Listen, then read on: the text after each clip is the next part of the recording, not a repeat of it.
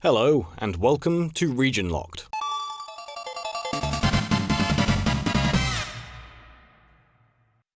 Skip Limited are a company best known for their work on the Chibi Robo series, which spans numerous Nintendo consoles. They're also known for their art-style games for DSiWare and WiiWare. While the majority of these games released internationally, Skip developed a game that never quite made it to the West, and has since become infamous online.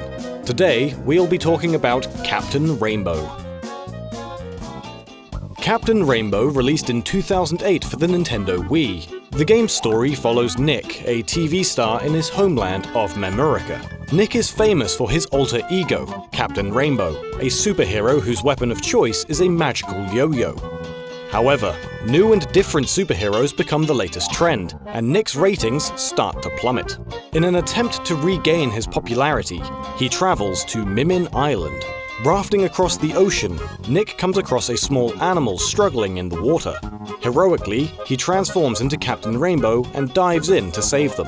Unfortunately, however, water is Captain Rainbow's weakness, mostly because he can't swim, and Nick is separated from his rainbow belt, the source of his power.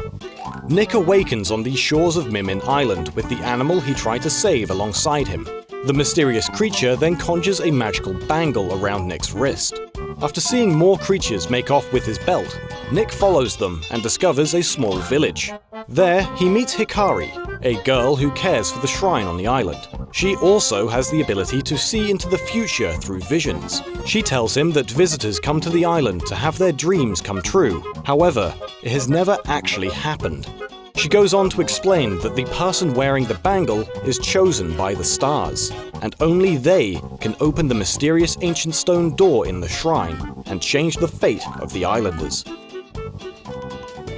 The player takes control of Nick as he attempts to befriend the people of Mimin Island by fulfilling tasks to help them achieve their dreams. He is awarded stars, or Sparklies, by completing a variety of tasks and minigames set out by the inhabitants, or through exploration of the island. In order to fulfill a wish, the player must first collect 20 Sparklies. This process must be repeated for each character. All of the residents of Mimin Island are early Nintendo characters who, for the most part, at the time, were relatively obscure or lesser used within Nintendo's releases. Hikari, who helps Nick when he first arrives on the island.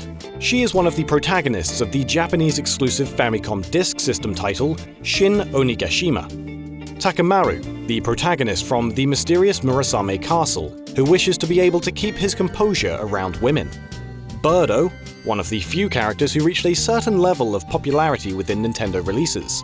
They have come to the island to become attractive and popular with men. The soldiers from the Japanese-exclusive game Famicom Wars, who seem to have given up their war-driven lives and instead express a wish to become professional volleyball players. Little Mac, the protagonist of Punch-Out!, who has let himself go physically.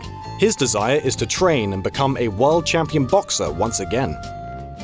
Osan, the playable character featured in the NES title Golf, often mistaken for Mario. He wishes to become a legendary golfer. Mappo and Tao, originating from the Japanese-exclusive GameCube title Gift Pia, Mappo wishes to become a detective, and Tao wants nothing more than to eat as many bones as he can before he dies. Lip, one of the playable characters from Panel Depon, released as Tetris Attack internationally, her desire is to become a great magician. Tracy, who sells Link medicine in The Legend of Zelda Link's Awakening, bearing little resemblance to her earlier appearance in Zelda, her wish is to enslave all men in the world. The Devil from Devil World, also a Japan and Europe exclusive title, his wish is to be the best villain in all of the underworld. And lastly, Gitcho Man from the Chibi Robo series, who wishes to understand the difference between right and wrong.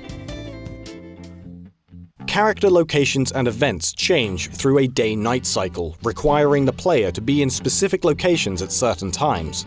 To assist with his journey, Nick is able to transform into Captain Rainbow after he recovers his rainbow belt. As Captain Rainbow, Nick can break rocks to clear paths as well as navigate the island faster with increased movement speed. While in his Captain Rainbow state, a power bar is displayed which depletes over time. To keep the bar charged, the player must find food to consume. Failing to do so will result in a game over. Captain Rainbow's skills can be upgraded throughout the game by way of belt modifications.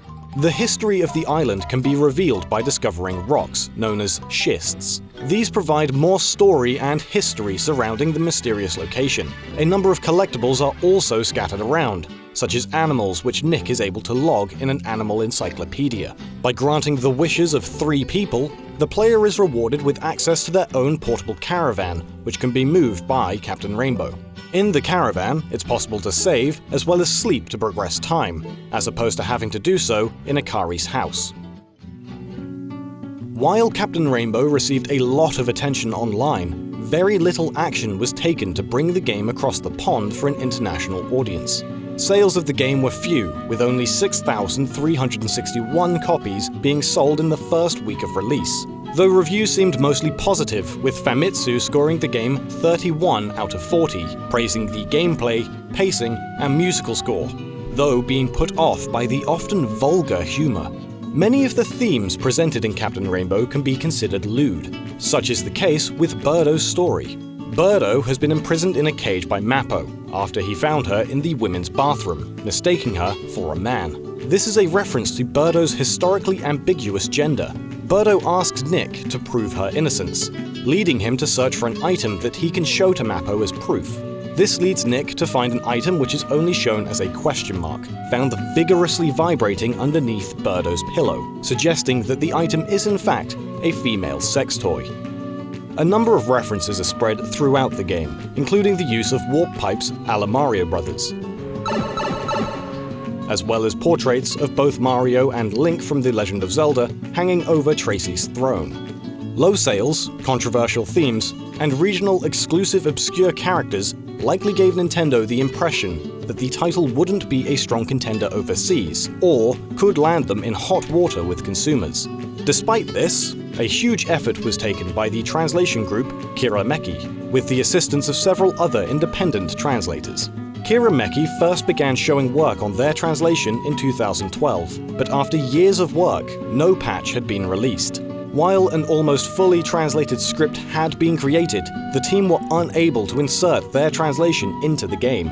It wasn't until 2016 when romhacking.net user Mark Arse reinvigorated interest in the project, ultimately releasing an incomplete patch in late 2017 using the original script posted by Kirameki. This patch is theoretically 95% complete and makes the game playable in English.